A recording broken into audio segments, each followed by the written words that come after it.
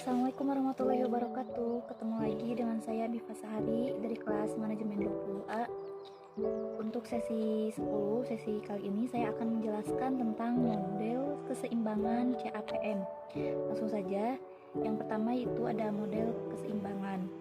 Menurut Jacob dan Petit dalam Ahmad Rodoni dan Othman Young tahun 2002, keseimbangan pasar adalah di mana kuantitas setiap sekuritas dalam pasar modal yang lengkap menyamai kuantitas setiap sekuritas yang ditawarkan kepada pasaran oleh investor yang ingin menjual kepemilikan mereka, oleh perusahaan yang menerbitkannya atau oleh pemerintah yang memerlukan modal untuk membiayai pembelian aset dan harga yang keseimbangan sedemikian dicapai dikenali sebagai harga keseimbangan.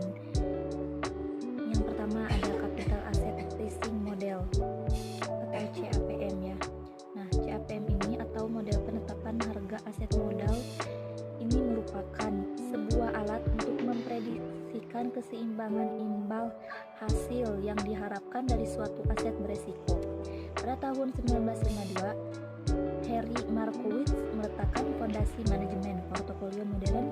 Kemudian pada tahun 1964 sampai 1966, CAPM yang dipelopori oleh Sal Liebner dan Mosin mengasumsikan bahwasanya individu melakukan investasi berdasarkan teori portofolio, yaitu setiap individu akan memaksimumkan tingkat keuntungan pada suatu tahap risiko.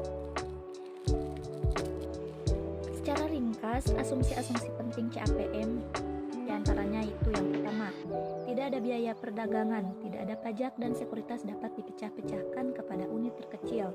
Yang kedua, semua peserta adalah pesaing yang sempurna. Yang ketiga, semua investor mempunyai ujung investasi yang sama. Yang keempat, investor membuat keputusan investasi berdasarkan keuntungan diharapkan portofolio dan standar deviasi keuntungan. Yang kelima, semua investor mempunyai pengharapan secara umum yang sama. Yang keenam, aset bebas risiko wujud dan sedia ada bagi semua investor untuk tujuan meminjam dan memberi pinjaman. Baik, yang selanjutnya yaitu menurut Ahmad Rodoni dan Othman Young, CAPM adalah nama yang diberikan kepada satu kedudukan prinsip yang menerangkan bagaimana para investor berperilaku dalam pasaran. Nah, CAPM sangat berguna karena yang pertama, secara relatif CAPM adalah mudah dan dapat dibentuk melalui aplikasi secara langsung teori portofolio. Yang kedua, implikasinya adalah seperti hipotesis pasaran efisien, yaitu CAPM telah diuji dengan data sebenarnya dan didapatkan agak sesuai dengan ramalan.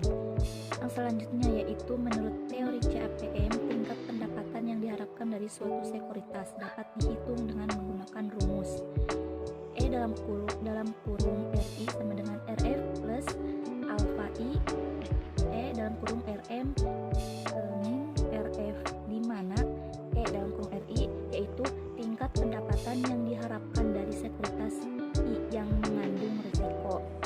Selanjutnya RF sama dengan tingkat pendapatan bebas risiko. Selanjutnya E dalam kurung RM sama dengan tingkat pendapatan yang diharapkan dari portofolio pasar. Yang selanjutnya itu alfa I sama dengan tolak ukur risiko yang tidak bisa terdiversifikasi dari berharga yang ke I untuk mengestimasi besarnya koefisien beta. Bisa digunakan juga market model. Itu rumus dari persamaan market model adalah sebagai berikut.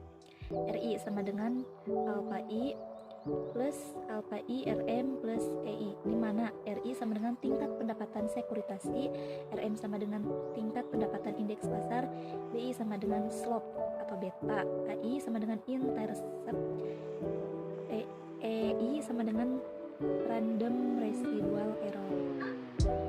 Hubungan formal antara risiko dan tingkat keuntungan dalam investasi aset keuangan dinyatakan dengan garis pasar yang terdiri atas dua jenis, yaitu yang pertama, garis pasar sekuritas atau security market line, atau bisa juga di